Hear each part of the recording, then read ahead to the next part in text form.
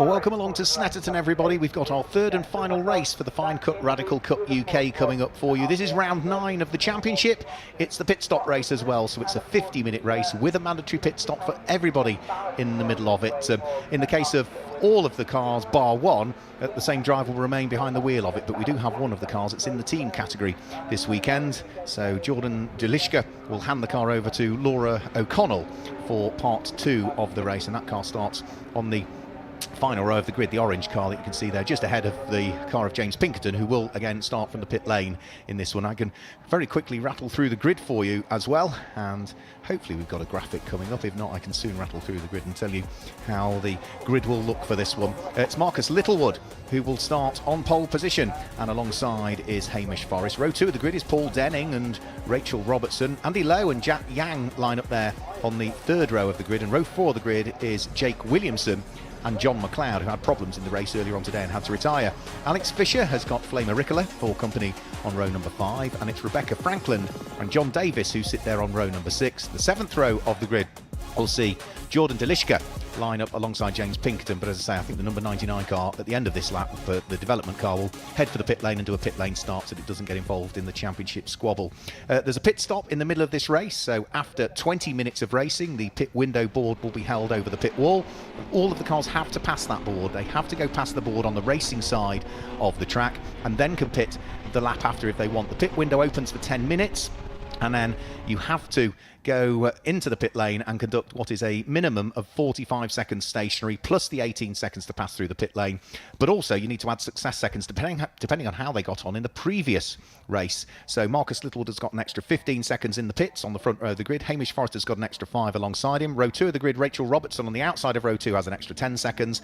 And on row number 4, John McLeod has an extra 5 seconds in the pit lane. Add those to those pit stop times, and that will be the minimum time from pit in to pit out the cars have to be. 50 minutes on the clock. We're about to get our final race of the weekend underway for the Finecut Radical UK Championship. Marcus Littlewood looking to try and make it a clean sweep of wins if he can. He leads the charge up towards Ritchie's for the first time, but Hamish Forrest is trying around the outside to see whether he can make it stick, but he is not going to be able to take up the lead of the race just as yet, at least. Further down through the order, John McLeod making some good progress from 8th on the grid. He's up to 3rd. Brilliant start from John McLeod at the wheel of the car with the Dayglow green flashes to it. He is running wheel to wheel with Andy Lowe as they start to head up towards Palmer for the first time. So John McLeod, Andy Lowe, and then it will be the next of the cars, which is going to be Paul Denning, who started 3rd, but I think he's down to 5th in the early stages of this one. The front 2 scampering away largely. Marcus Littlewood already with 8 wins under his belt. Remember, this is only round 9 of the championship, and he is pushing hard.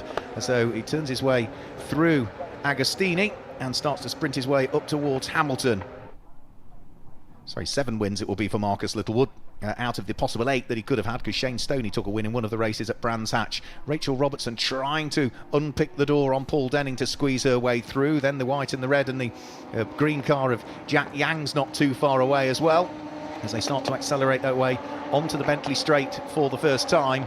And already, as say, the leading pair just starting to escape the grasp of the chasing pack behind. So it's Marcus Littlewood that leads the way from Hamish Forrest in 2nd place. John McLeod is the early leader in the Fangio category, but right behind him is the orange car, which is Andy Lowe. He's another driver that is 50 plus, so he is eligible for the Fangio trophy. Alex Fisher has got his hands rather full of the American driver Jake Williamson, who sits directly behind him. And just off that is going to be Flame Auricola at the wheel of the number 51 car, the Finnish driver. But they're just about to come up towards the braking area for Murray's and complete the first lap of the race. Onto the power, shift up through the gears. The 1500cc engined machines working hard as they head over the start-finish line. And this time through, Jake Williamson looking to try and get a run on Alex Fisher in the background to see if he can make it stick. He's looking as though he's on the outside line for Ritchie's corner, and Jake Williamson sweeps across the nose of Alex Fisher and picks up the place. So that is going to be up now into 8th position for Jake Williamson, and Alex Fisher might lose a further place here to Flame Auricola, who was trying to pick her way through, but the red car with the yellow stripe down the centre in the hands of Flame Auricola can't quite get the job done there into the braking area for the Wilson hairpin, but she's got plenty of time in this 50-minute race to try and work her way through somewhere. For the lead of the race, the front 2 really are scampering away, aren't they? Everybody queuing up to be 3rd at the moment. It is still John McLeod, who, remember, started 8th on the grid for this one.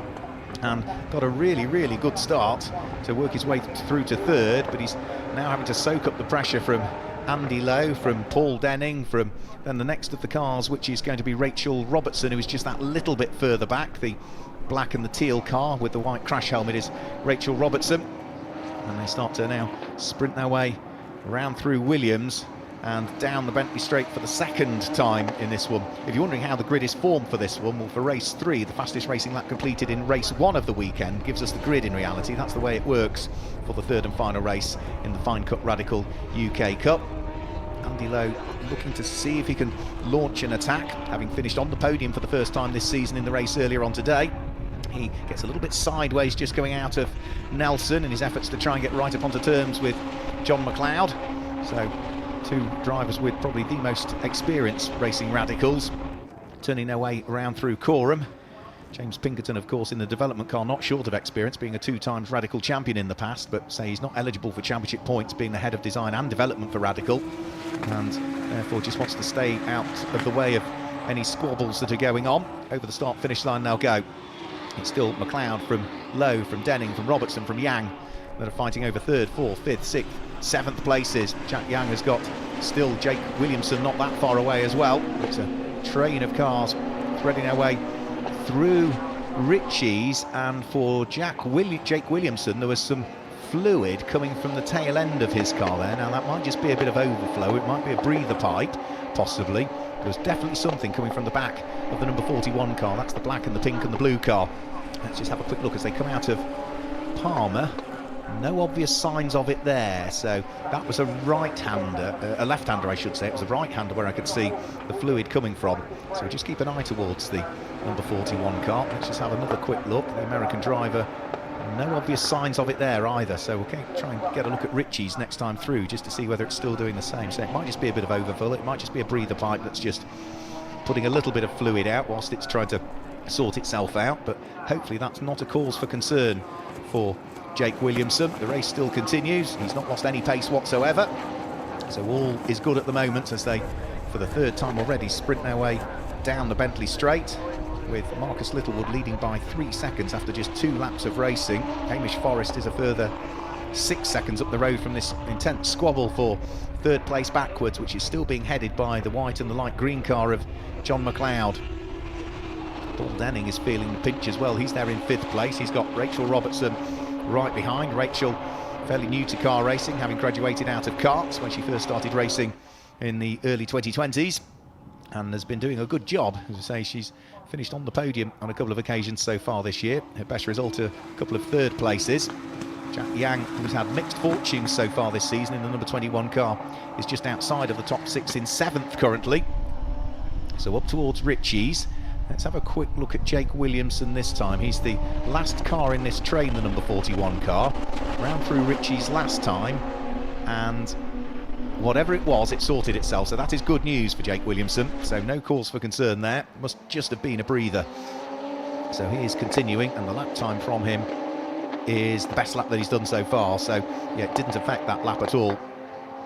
So through the left-hander at Palmer, Rachel Robertson in the middle of this queue at the moment.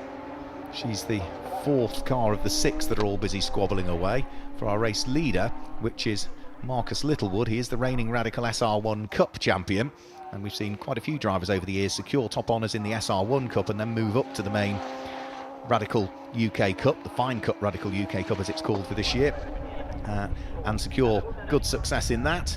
And is he going to follow in the footsteps of some of his previous drivers at the moment? You'd be a hard person to bet against him because he has been pretty dominant so far this year, other than that 1 second place at Brands Hatch where he was beaten by Shane Stoney. It's been a clean sweep of wins in every other round for the man who leads here. But of course, because he won the last, or finished 2nd in the last pit stop race, he picks up an extra 15 success seconds in this one, so he'll be stationary for 10 seconds longer than the car that's chasing him down, Hamish Forrest, because he's got 5 success seconds to deal with. And for John McLeod, who is 3rd, and then he'll be stationary for an extra 10 seconds as well. But such is the pace, he's already pulling away. Black and white warning flag already going out for somebody, and that's going out for Flamer Ricola, who has already transgressed the circuit limits 1 too many times. So It's the black and white warning flag being shown. You can go beyond the white lines once and get away with it. If you do it a second time, you get the black and white warning flag. If you do it a third time, it's a 5-second penalty. If you do it again, it's a 10-second penalty. And the penalties from there on tot up and become ever more draconian with drive-through penalties. And then, if needs be, it could potentially be a black flag if you just keep doing it. So, great fight still going on for third, for fourth, for fifth, sixth, seventh.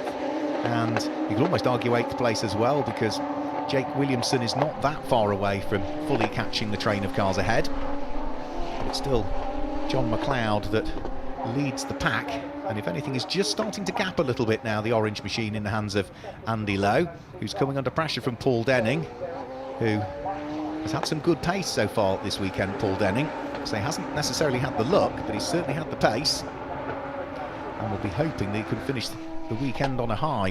What he needs to do, though, is try and pick his way through and past the Fangio Trophy competitor of Andy Lowe, who sits just ahead of him. For the moment, Andy Lowe driving brilliantly well. And for Paul Denning, if he tries something and it doesn't work, then he's in danger of losing places, because he's got the number 56 car of Rachel Robertson not that far behind. Onto the Bentley Straight. They go for what is already the 5th time of asking. The top two having disappeared a long way up the road. John McLeod, Andy Lowe, Paul Denning, Rachel Robertson, Jack Yang, Jake Williamson, all one great big train of Radical SR3s, flicking their way through Brundle, through Nelson, up the very short straight into pretty much the flat out bomb hole, which is slightly banked actually. You don't appreciate the fact that the circuit there, it really does dip down, and the banking helps hold the car towards the apex. It's very easy for the car to slide a little bit wide on the exit of the corner, and then up towards the final corner, which is the left-hander at Murray's, before you're then flat out over the start-finish line again. Marcus Littlewood leading the way by now, nearly 5 seconds from Hamish Forrest, who is 14 seconds up the road from this pack now, heading up towards Ritchie's corner, but the order still remains the same. Still John McLeod hanging on to third place at the front of that queue, and at the tail end of that queue is Jake Williamson. They all concertina up as they head onto the brakes for the right-hand hairpin at Wilson. Be careful that you don't run wide on the exit of it. They're all holding station for the moment. And as I say, the pit window will open after the first 20 minutes of the race. So we've already had the first 10, would you believe? It's only another 10 minutes now before the pit window opens. And it remains open for 10 minutes, so nice big long pit window. And the minimum period of time you have to be in the pit stationary is 45 seconds. It's 18 seconds is the pass-through time to go from one end of the pit lane to the other at the pit lane speed limit. So add the two together, and in reality that's the minimum time from pit in to pit out. Andy Lowe about to come under attack from Paul Denning, who squeezes his way through at Oggy's corner. So that's a place gained. Up to fourth now goes Paul Denning, and Rachel Robertson would dearly like to try and squeeze her way through if possible. Paul Denning will now look to try and see if he can close in on on John McLeod that lies ahead, having dealt with Andy Lowe. And Andy Lowe now also in danger of losing another place if he's not careful, because Rachel Robertson is there looking rather menacing, and the car behind, which is Jack Yang as well, the number 21 car. Jack Yang, who resides, I think, in America. I think in terms of the nationality on his racing licence, it's Chinese. So we've seen him racing, and Rachel Robertson makes a mistake going in towards Murray's, rejoins the circuit but comes straight across the nose of Andy Lowe. Thankfully they avoid contact with each other. It's just a small mistake through Coram. Rachel taking to the grass and trying to stop the car, but she probably knew the inevitable, that she wouldn't get it stopped in time. Andy Lowe had to take to the grass in avoidance, and that's now cost him a little bit of time and has dropped him ever more into the clutches of the number 21 car of Jack Yang. They thread their way through the right-hander at Ritchie's corner. Jack Yang looking to try and make sure that he defends from any attack that's coming in from behind, which is going to be Jake Williamson. The order ultimately remains the same. As for Rachel Robertson, 2 places lost with that grassy moment. She's lost touch with the pack that she was squabbling with, and if she looks in her mirrors, she'll see that Flame Auricular in the red car with the yellow stripe down the centre isn't that far away, and then just off them is James Pinkerton, who started from the pit lane at the wheel of the development car. So, as I say, pit window will open when there are 30 minutes to go. It remains open for 10 minutes. In reality, everybody is a bare minimum from pit in to pit out, because that's how the pit stops are ultimately timed. There's a timing loop on the way in, there's a timing loop on the way out. 63 seconds is the minimum time from pit in to pit out. If you are shorter than that, you've either not stopped for 45 seconds, or you've sped in the pit lane, or you've done both. And of course, for some cars, you've got extra success seconds to add because of where they finished. If they finished in the top 5 last time out at Brands Hatch, you pick up additional time in the pits. Shane Stoney's not with us this weekend. He was the winner of the last pit stop race. Had he have been, he'd have picked up 20 seconds. Marcus Littlewood picks up 15 because he was second. Rachel Robertson picks up an extra 10 because she was third. And fourth and fifth both pick up 5 seconds. So that's Hamish Forrest and John McLeod that both pick up an extra 5 seconds to add to that minimum pit in to pit out time of 63. So out of Murray's, Andy Lowe still hanging on to 5th place. Jack Yang right behind him. For the lead of the Fangio Trophy, it's worth keeping an eye out now, because they're also fighting over 3rd and 4th place, because John McLeod has been caught by Paul Denning, and both of those drivers are eligible for the Fangio Trophy. There goes the number 99 car in the hands of James Pinkerton. So a double former Radical champion is James, and fundamental part of the Radical family based in Peterborough in Cambridgeshire, who build these cars. And James Pinkerton say will take his time to do any overtakes because he's not involved in the championship squabble. However, the squabble for 3rd place and the lead of the Fangio category is certainly on as well. Paul Denning pushing hard, already having made some progress in this race. He is looking to try and reassert himself to ideally where he wants to be, which is in the podium spots. So he's not had the luck so far this weekend, but he's going to nip up the inside of John McLeod as they head in towards Oggies. John saw him coming and just made sure that he changed the rotation of the car to leave the gap once Paul Denning was fully alongside him. So Paul Denning now up into 3rd place, and with that picks up the lead of the Fangio Trophy. John McLeod down into 4th position, and if he looks in his mirrors, there's another car that's eligible for the Fangio Trophy, which is going to be Andy Lowe right behind him. Through Brundle and through Nelson, they'll thread their way. I think James Pinkerton has probably picked up another place, has he? Is he now ahead of Jack Yang? No, he's not. So Jack Yang's still sitting there. And then it's the car of Jake Williamson. And then just off that will be in the charging car of James Pinkerton, I think. So up towards Murray's. This is going to be lap number 7. That's lap number 8 that's about to be completed. So Andy Lowe comes through now, sitting there in what will be 5th position. Watching his mirrors, Jack Yang's a bit too far away to do anything about him. Through the left-hander at Palmer goes Hamish Forrest, who was already starting to lap cars, I think. I think that's John Davis that he's already gone through and passed. John, who returns to Radicals this weekend. So we've seen him out sporadically in Radicals over the last few years. He had issues in qualifying, which meant that he had to go to the back of the grid. I think it was a small little oversight in terms of the setup of the car, which meant that he fell foul of the minimum ride height of the car. So had to go to the back of the grid for the first race, and has been sort of trying to play catch-up from there. Dust in the background at Palmer tells you that somebody ran wide. That looks like it was James Pinkerton actually that ran a little bit wide at the wheel of the number 99 car, who, as we say, is now up into 9th place, having got through and ahead of Flamer Ricola last time through. But this squabble for what will be 4th, 5th, 6th and 7th places just about to turn its way out of Williams and onto the Bentley Straight for the 9th time. The white and Dayglow green car is John McLeod. The orange car is Andy Lowe. The car that's white but with the red and the green flashes to it is Jack Yang. And then you've got the largely black car, but it's got some sort of light blue and pink to it in the hands of Jake Williamson, is next up, the American driver. So through Brundle, through Nelson. 3 minutes and a bit of change before the pit window opens. I say at the 20 minutes into the race point, that is the point at which the board is displayed over the start-finish line on the starter's gantry that says pit lane open. You can't come in until you've passed that board. You have to pass the board on the racetrack side, and only once you've passed it can you then come in. Any time in that next 10 minutes. And when the pit lane or pit window closed board goes out, you can pit after it has been displayed, but you can't drive past it. So it can be hung out over the pit board literally a few seconds after you've crossed the start-finish line. You can pit at the end of that lap, but if you go past it when it's displayed, then you're pitting outside of the window, is the way it works in the regulations. John McLeod under big pressure here. Jack Yang looking to try and attack, and Jack Yang's trying around the outside at the Wilson hairpin. If he can make it stick, which he can't, he runs a little bit wide and is forced wide by John McLeod. That instantly allows Jake Williamson to wiggle his way through, so Jack Yang looking to gain a place. He loses a position, unfortunately, so he now drops down outside of the top 6 with that. Nothing wrong with John McLeod there, he's just making sure that he forced the point on the exit of the corner, saying no, you're not going to come around the outside. So Jack Yang had to get off the throttle, there was no choice, he was running wide, and because he got off the throttle it delayed his exit, and straight away Jake Williamson was poised and ready to pounce, and now that little squabble is slowing each other up. It's bringing Rachel Robertson into the mix as well, and also starting to catch up is going to be James Pinkerton as well. So up towards Williams they'll thread their way. Andy Lowe in 5th place might just escape a little bit up the road here in the orange car. It does look as though he's just starting to edge away. You can see how much Paul Denning has pulled away as well in the 3rd place number 25 machine.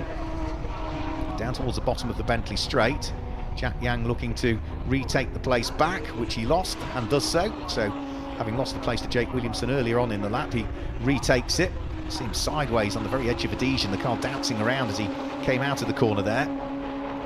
But having lost the place, he's back, as far as he's concerned, exactly where he needs to be, which is in 6th position.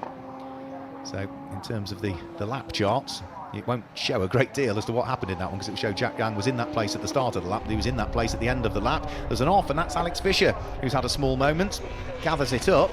I think that was on the exit of Nelson where he had the problem. So through and over the start-finish line goes Andy Lowe. John McLeod still under intense pressure from Jack Yang. Jake Williamson still there as well, as they turn their way for what will be the 11th time through Ritchie's corner into the braking area for Wilson. Jack Yang very late on the brakes and really closes up onto the coattails of John McLeod, riding right in the Hankook tyre tracks as they then turn their way up towards Palmer. Jack Yang weaving one way, weaving the other. John McLeod feeling the pinch and feeling the pressure from the car behind. And is Jack Yang going to try anything as they come towards Agostini? I think he's a little bit too far back this time to try anything, so no, he brakes as late as he can, and he might just try and take a different line through there. They're all sort of bunching up, aren't they, behind John McLeod at the moment, because Jake Williamson is there, Rachel Robertson is there, James Pinkerton is holding station at the moment, watching the customers enjoy the good squabble that lies ahead. And as they now flick their way through the right-hander at Oggies, they'll be onto the Bentley straight again before too much longer. And because we've had the first 20 minutes of the race, we should see next time they come over the start-finish line that the pit window open board is being displayed. So they can't pit on this lap, they have to drive past it. They can pit on the next lap. Rachel Robertson is looking as though she is trying to make a challenge and gains the place actually on Jake Williamson. So through goes the number 56 car in the hands of the young Scotswoman. Place gained for her, place lost for Jake Williamson. And now Rachel Robertson will look to see whether she can sneak her way through and past Jack Yang. The first thing she's got to do is just close up an extra Radical SR3 length or so to be able to mount a challenge. Jack Yang has a bit of a wiggle midway through Coram there as he had to gather up a brief moment. The car not quite compliant to his input. So through they'll go, past what will be the pit open board this time through. You can just see it hung over the pit wall there. Pit open it says on one side, it says pit closed on the other, so they simply spin it over when the pit window is closing. There's traffic to deal with as well, which is going to be John Davis at the wheel of the number 11 car. So through has safely gone Andy Lowe, but John McLeod can't afford to really be compromised by the traffic here. And John Davis, there's contact as John Davis and John McLeod get together. So John was keen to try and get through and past the traffic. John Davis sort of turned in, as he's entitled to do. You know, it's up to the quicker cars to find their way through, but just two cars wanting the same piece of tarmac at the same time, and John McLeod got away with it there. Yes, he's lost time, but I don't think there was much damage to the car, just a light touch between the pair of them. John Davis pointing in the wrong direction up at Wilson will hopefully fire the car up and get going again. But for John McLeod, that is place is lost, I'm afraid. John Davis does get going, but he will have lost ever more touch with the cars. He was running around in 14th position. He will stay there, he won't have lost the position, but a big chunk of time lost there as he tried to get the car fired back up again. That's sort of split that pack a little bit, hasn't it? So Jack Yang now will be up into 5th position, and Rachel Robertson will be inside the top 6 and is trying to make it up to 5th if she can. That's also just allowed Andy Lowe in 4th place to disappear up the road a little bit with what happened up there at the Wilson hairpin. Now, is anybody going to pit at the end of this lap? We'll very shortly find out. So it's a 10-minute window, so there's still another 7.5 minutes before the pit closed board will be held out. So you've got the best part of maybe 3, 4 laps, maybe even 5 laps that you can dive into the pits, and we'll wait and see as to whether everybody does it at exactly the same time. A few little spots of rain on my commentary box window. Jack Yang does head for the pit lane, so he heads for the pits. We've also got Hamish Forrest in the pit lane. I can just see his car there over towards the left-hand side of the screen, and he's not the only one that's coming in as well, because who else have we got diving in? We've got Jake Williamson heading for the pit lane, and Flame Auricola is in as well. Just seen her car peel her way into the pit lane. So that's 4 cars that are conducting their mandatory pit stops right at the sharp end of the window. Marcus Littlewood, the race leader, still continues on his merry way and has opened up a staggering 37.5 seconds now between himself and the car that's in 2nd place, which is now going to be Paul Denning with others around having pitted. But of course Marcus Littlewood will have to pit and will have to remain stationary for an extra 15 seconds relative to others out there, because he finished in 2nd position in the race earlier on. Let's just have a quick look back at the incident up there at the Wilson hairpin. So John Davis trying to turn into the corner, John McLeod trying to not be compromised by the traffic and trying to get through and past as early as he possibly could. The 2 pieces of tarmac not available to both cars, and unfortunately John Davis pitched into a spin by John McLeod. So cars in the pit lane, we've got a few more have dived in. We've got Rebecca Franklin is in the pit lane at this stage. John Davis has also dived for the pit lane. Those that have now completed their mandatory pit stops heading back out onto circuit have to wait until you come off the solid white line, until the dotted white line, before you can blend out onto the racetrack. Anybody that moves over a bit early, that might get picked up on by the officials, but everybody exiting there all look to be good. So John McLeod, having conducted his pit stop, or still to conduct his pit stop I should say.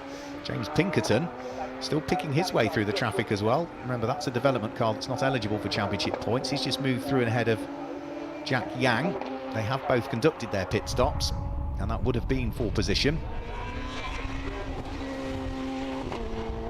Alex Fisher out on circuit. Whether he made another small mistake there going through Brundle and Nelson, just seemed to be a little bit slow arriving up towards the bomb hole there. But as I say, there are a few little spits of rain just appearing on the commentary box window, which does suggest that the rain is in the air. Can't really see anything falling as such. It's just light little spits on the wind more than anything, but there's a slightly darker cloud above certain parts of the Snetterton circuit at the moment, with still 4.5 minutes of the pit window to go, and still any car inside the top 5 still is needing to pit. So Marcus Littlewood, race leader, hasn't pitted. Andy Lowe, 2nd, hasn't pitted. John McLeod, 3rd, hasn't pitted.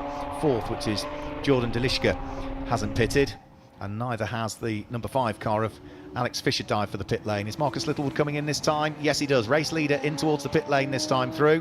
So race leader and championship leader into the pit lane. We've also got a car that's spun there at Agostini, and that is going to be Rebecca Franklin, I think, that's had the spin. Let's just have a quick look as the car turns back round again. Yes, that's number 22, so that's Rebecca Franklin that's had the spin. She was running down in 13th position and had only just conducted her pit stop, so she was on an out lap having completed the mandatory pit stop. So down the Bentley straight they'll go. John McLeod in 3rd place at the moment has got Jordan Delishka right behind him. So this is 4th position in reality. Now John McLeod will also stop for an extra 5 seconds relative to the car that's right behind him. So there should be a leapfrog in the order when Jordan Delishka hands the car over to Laura O'Connell. That's the only car that races in the teams category this weekend, where 2 drivers share the car. And I would imagine they'll be probably pitting at the end of this lap, because it's pretty much the halfway point of the 50 minutes, isn't it, with 23 minutes to go. We're just over it. Is John McLeod going to dive for the pit lane? He's not. For Rebecca Franklin, she's still trying to get the car fired up at Agostini and will rejoin, but she's lost a huge chunk of time there. So we did see Marcus Littlewood dive for the pit lane. That lap Andy Lowe has dived for the pit lane, and the orange car, which is John Delishka, also dives for the pit lane. So there's still 2 cars that haven't pitted as yet, one of which is John McLeod, the number 14 machine, and the other, I was going to say, was number 5, which is Alex Fisher, but he has literally just gone into the pit lane as Alex Fisher. So he is in the process of conducting his pit stop now. So up towards Ritchie's corner comes Hamish Forrest. Now he will be hoping that he can have another solid result here. He's had a couple of second places so far this weekend, which has been by far his most populous position to finish. He had a couple of seconds at Donington Park, he had a couple of seconds at Brands Hatch, he's had a couple of seconds this weekend. And at the moment, I'd imagine once we've cycled through the pit stops, he would still be in second position there as well, because such is the pace of Marcus Littlewood. He built enough of a margin to overcome the extra 15 seconds he was going to have to spend in the pit lane relative to everybody else, so he should retake the lead of the race as and when we've fully cycled through the pit stops. John McLeod still to come in though, so the number 14 car leads the way at this stage, but he'll be destined for the pit lane in the next minute and a half, because remember, once the board is displayed, which is in 1 minute and 20 seconds now, he can't go past it. So if he's midway through a lap, he can come in at the end of it, but he can't, on the racetrack side, go past the board that says pit window closed.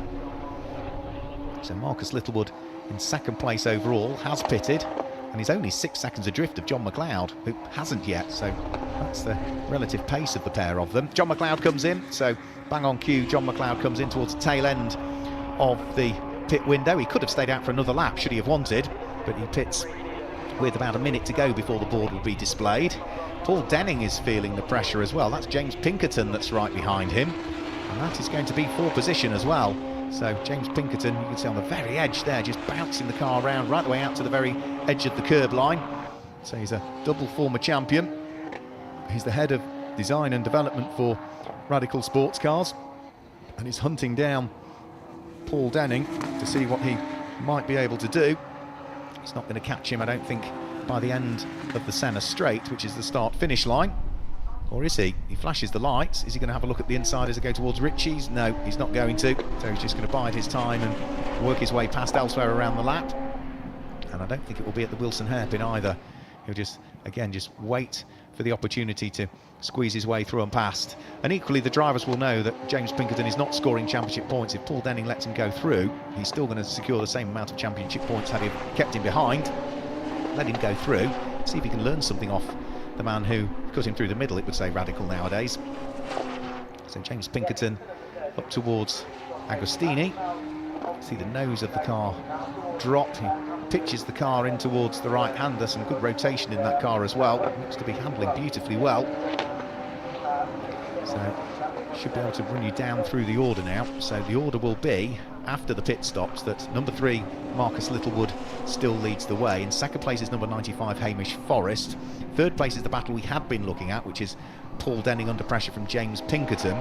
Fourth place was Andy Lowe, but Jack Young is now ahead of him, so that will be a change for position now. Jack Young has now moved up into 5th place. Andy Lowe will drop down into 6th position. 7th position will be Rachel Robertson. 8th place will be the car of Jake Williamson. 9th place will be Flamer Ricola.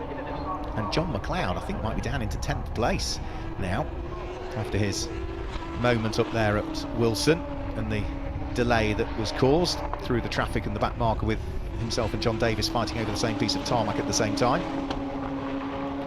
18 3/4 minutes to go. Marcus Littlewood has a 21 3/4 second gap between himself and Hamish Forrest.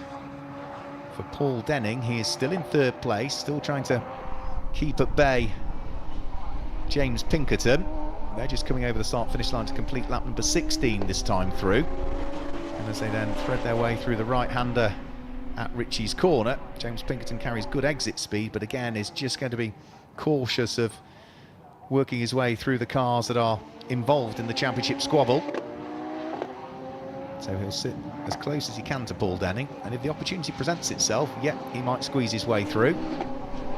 James James Pinkerton might also, towards the tail end of the race, opt to bring that car in towards the pit lane, which is something else we've seen him do in the past. If he's done what he wants to do and has achieved what he wants to achieve, sometimes he just trickles the car in towards the pit lane towards the end of the race. And so he's not involved in the championship, just purely to develop future products for Radical Motorsport, which no doubt in the next few years will find their way into the next generation of Radical sports cars being produced out of the Cambridgeshire factory. 17.5 minutes to go. Marcus Littlewood leads by 21 3/4 seconds from Hamish Forrest. The squabble we're looking at heading down the Bentley Straight is for third and for fourth position. Now, Paul Denning last time through set his best individual lap of the race so far, 1 minute 51.790, which is actually 0.2 of a second quicker than the fastest lap James Pinkerton has managed so far. Jack Yang, since taking up 5th position from the orange car of Andy Lowe, has not particularly pulled away. There was just a second between the pair of those as they came over the start-finish line last time through. Andy Lowe will be lying second in the Fangio Trophy at the moment, because the Fangio Trophy honours look as though they are potentially heading in the direction of the third-place car of Paul Denning. And even if he loses third overall and James Pinkerton goes through, as I say, it's not going to affect his championship points.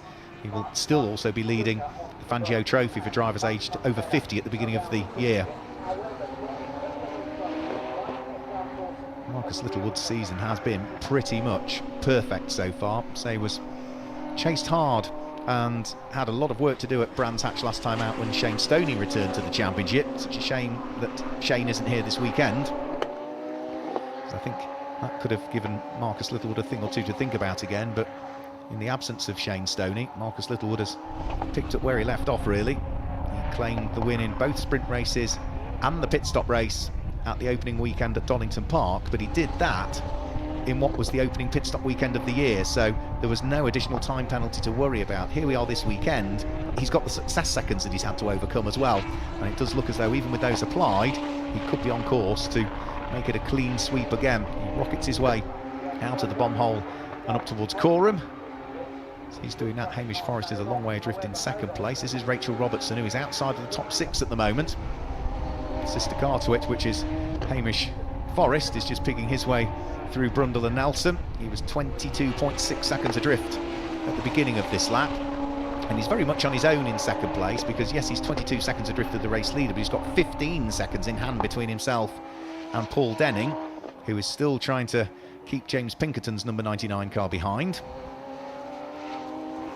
We saw very early on in this race the black and white warning flag going out for Flame Auricola as well, which she has now picked up a 5-second penalty, I'm afraid to say, so she's gone beyond the circuit limits one too many times, and a 5-second penalty will be applied. That's a spin, and that, I'm afraid, is almost a replay of the car of Rebecca Franklin when she had the spin at Agostini a few laps ago.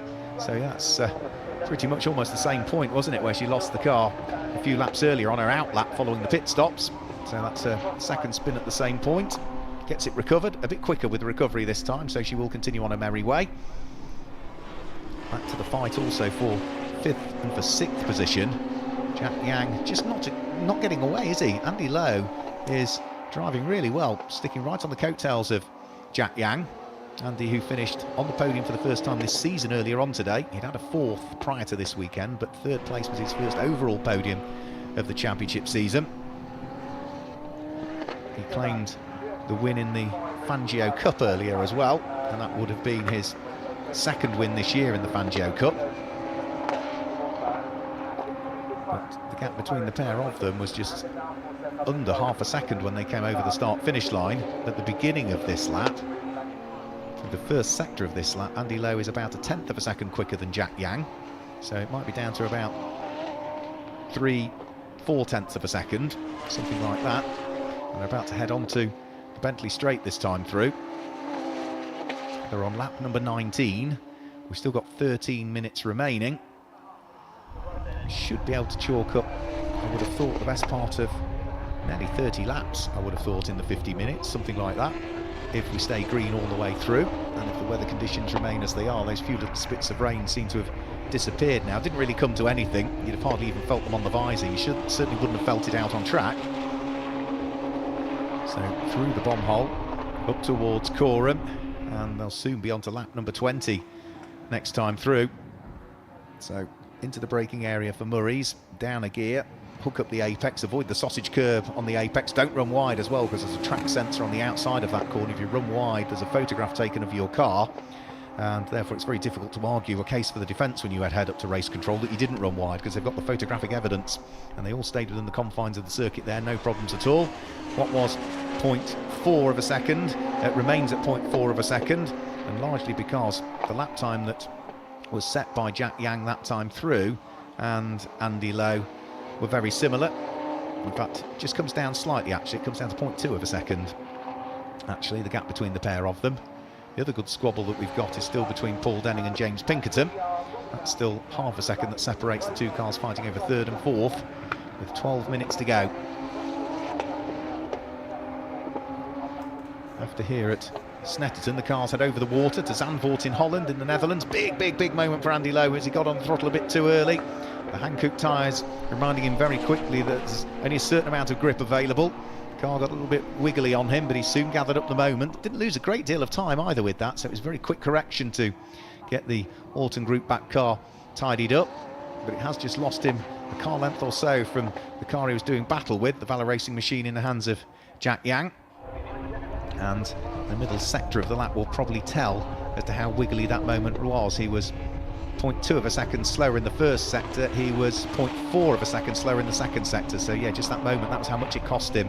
Back to the fight for third and fourth as well. Paul Denning doing a good job of holding off James Pinkerton. So James Pinkerton will be just making sure that if he gets an opportunity, yes, he'll probably go through and squeeze his way past what is the customer in reality, but the one thing he won't want to do is trip over the customer. He will just hang station and see, and as I say, even with sort of 11 minutes to go, he may choose to just hold station or even head into the pits towards the end of it. Here comes Jack Yang back over the start finish line, still in fifth, still with Andy Lowe shadowing him. Andy trying to get right back onto terms following his small little moment there at the exit of Agostini last time through. And after those two, it's going to be Rachel Robertson, who's there in 7th place. She's about 6 seconds adrift of the pair that we're looking at. It's going to be Jake Williamson, who is in 8th place. Flame Auricola is there in 9th place, but still had this 5-second time penalty hanging over her, but she's 12 seconds ahead of John McLeod, who's there in 10th place. So even on corrected times, 9th on the road, should remain 9th once the results are issued, if there's no further problems. Slightly snatch brake there up towards Agostini from Jack Yang. I think that was probably just the unloaded wheel, but that will show you how hard he is trying. Pushing as hard as he can up towards the braking area. At the end of the straight comes the number 20 car, which is now going to be in the hands of the Irish woman, which is Laura O'Connell. You see the Irish flag on the side of the car there, and on the opposite side of the car there you can see the national flag of Jordan Delishka, the Austrian.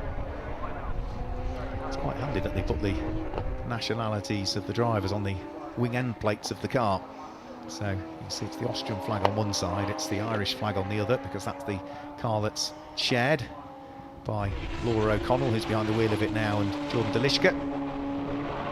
Andy Lowe on the ragged edge coming through the bomb hole that time through, pushing hard to try and see if he can force Jack Yang into a mistake. Yang at the moment is looking good value in 5th position as they come over the start finish line this time through.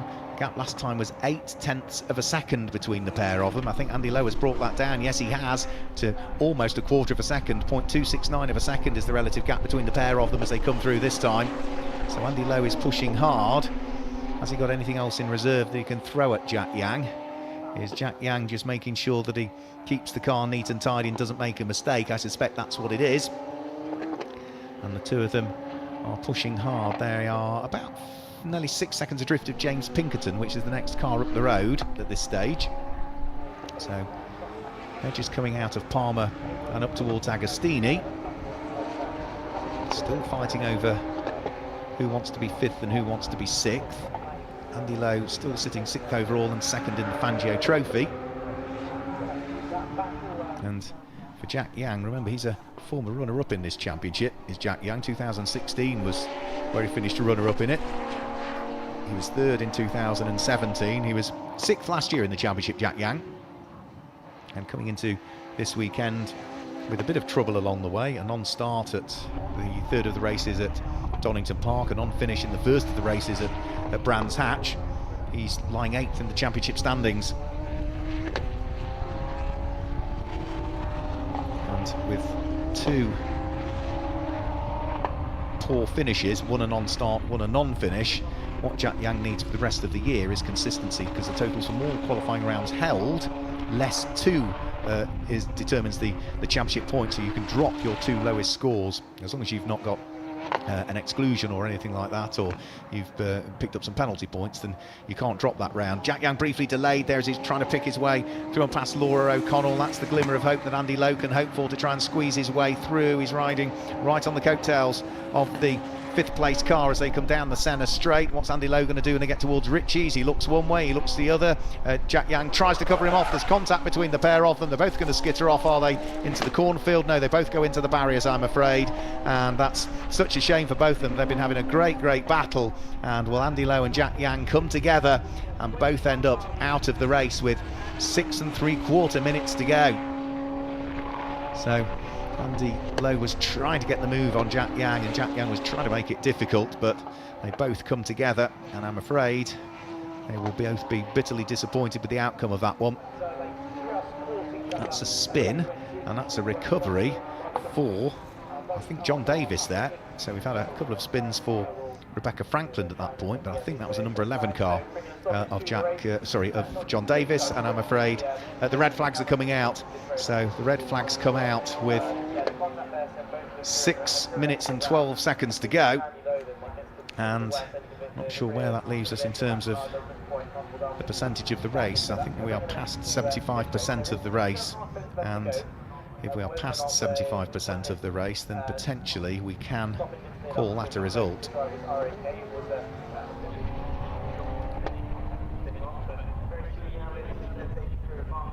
would put us at pretty much 75% of the race. So the officials just stopping the cars on the start-finish line, and they will then have a chat to the drivers, and then we'll wait and see as to whether that is going to be the end of the race, or whether we might get some further racing back in. I think that probably puts us at 88% of the race, if I've just quickly got the maths right. We can see Andy Lowe is out of the car. We can also see that Jack Yang is out of the car, so both drivers that made contact with the tyre barrier, both absolutely fine. The safety systems in the Radical doing exactly what they need to do, protect the driver, and Andy Lowe comes out. I didn't realise he races with gum shields in as well, so out come the earpieces. He took the gum shields out as well, and you can see that whilst both drivers are fine, the Radicals have suffered a little bit of damage, as has the tyre wall, so that is going to cause a small delay. Let's just have a quick look at the replay between the pair. Andy Lowe looks up the inside heading in towards Ritchie's corner. He's alongside, and Jack Yang turns into the corner. They both spin through pretty much 360 degrees and then make contact with the barriers, avoiding the gravel trap which is there to catch them. And you can see the safety equipment not just in the cars but also around the circuit, with the 4 layers of tyres and the belting in front of them. It does exactly what it needs to do, and reduces the impact of the cars into those barriers, lessens it and lessens that deceleration, makes it decelerate over a longer period of time. Protects the drivers, as does all of the safety equipment that they wear and the cars themselves. So that's going to cause a delay. We will await some confirmation as to whether we are going to get a restart of this race underway. There were 6 minutes and 27 seconds to go when the red flags came out, and we're going to have a bit of repair to tyre walls to sort out.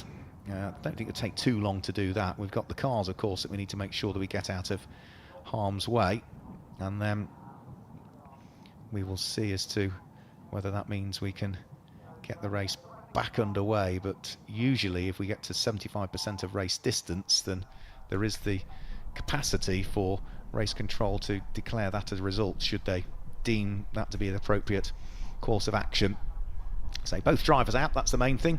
Our marshals on hand, ready to tidy things up. We forever thank them for their efforts, all of the volunteer marshals are largely members of the BMMC, not exclusively. You don't have to be a member of a club to be a marshal, but the British Motorsport Marshals Club is what most of them opt to become a member of.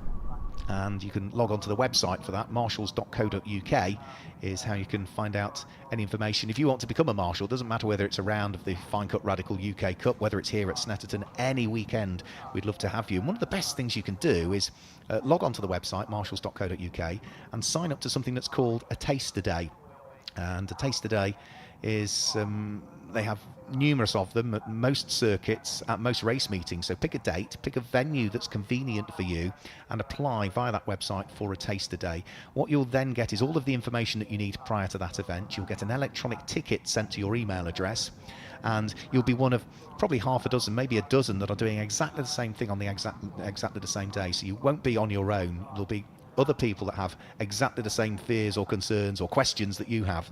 You're met by an experienced marshal who will be your mentor for the morning, and what they will do in the morning is they'll sit you down, they'll have a chat, probably over a coffee, and then you will, in the morning, get a guided tour of all the other areas where you can become involved in a marshal. So out there on the individual marshals posts, there are various roles you can do: the flag marshal, the incident marshals. Well, of course, each marshal's post has a post chief. That's the eyes and the ears of the clerk of the course. We need marshals on the start line. We need marshals in the pit lane. We need people in Parc Fermé, in the assembly area. All of these other areas where you can get involved. You get a guided tour of all of those, which usually include sometimes them coming into the commentary box, into where timekeeping takes place and how that all works, how the lap times for the cars come up on our timing systems. What happens in scrutineering, which is the technical and safety process that all of the cars go through before they head out onto the circuit to make sure that A, they're safe to race, and B, they comply with the championship regulations. Race control, what goes on in race control, all of the different camera systems that the race control officials have available to them to see what's happening around the circuit. And then in the afternoon you head out onto an individual marshal's post. It gives you a really good idea whether marshalling is for you or not, but we'd thank all of our marshals for all of their support and efforts and giving their time to us. We couldn't go racing without them. Checkered flag has been confirmed. I thought it would be confirmed because we have reached the 75% distance, so I'm afraid whilst it is not the outcome that we would want, that is it. That is round 9 of the championship done and dusted for the Finecut Radical UK Cup. All of the cars are making their way back in towards the Parc Fermé area. We may possibly be able to bring you some results for that one. In fact, we can bring you some results for that race, albeit an aborted race. But when the red flags flew, it was the number 3 car of Marcus Littlewood that was leading. That will be his 8th win of the championship season, and second was Hamish Forrest. In third place, but winning the Fangio Trophy, is number 25 Paul Denning, and James Pinkerton, not involved in the championship squabble, finished there in 4th place. Jack Young and Andy Lowe were 5th and 6th at the time that the red flag came out, but they won't be classified in those positions when the official results are issued, but they were running 5th and 6th at the time of the red flag. Rachel Robertson was 7th at the time of the red flag, ahead of Jake Williamson, Flamer Ricola and John McLeod. And then in 11th place it should be Alex Fisher from Rebecca Frankland. The shared car, which was Jordan Delishka, who started the car, and Laura O'Connell, who was on board for part 2 of the race, was next up, and John Davis finished in 14th position. So the official results will be on tsl-timing.com, because those are the results and the running order at the time of the red flag, just to clarify that. I'm afraid that is it for us for the moment for the Finecut Radical UK Championship. Remember, next time out the cars will head to Zandvoort in Holland, where we are hoping to live stream that one for you on the 12th and the 13th of July, so you can tune in for that one. They will return to the UK on the 3rd and the 4th of August, and we'll make sure that we're available to live stream that one for you. So thanks for joining us this weekend at Snetterton. Sorry that wasn't the outcome that we wanted, but the main thing is both drivers are fine. We'll see you next time for more action from the Finecut Radical UK Cup.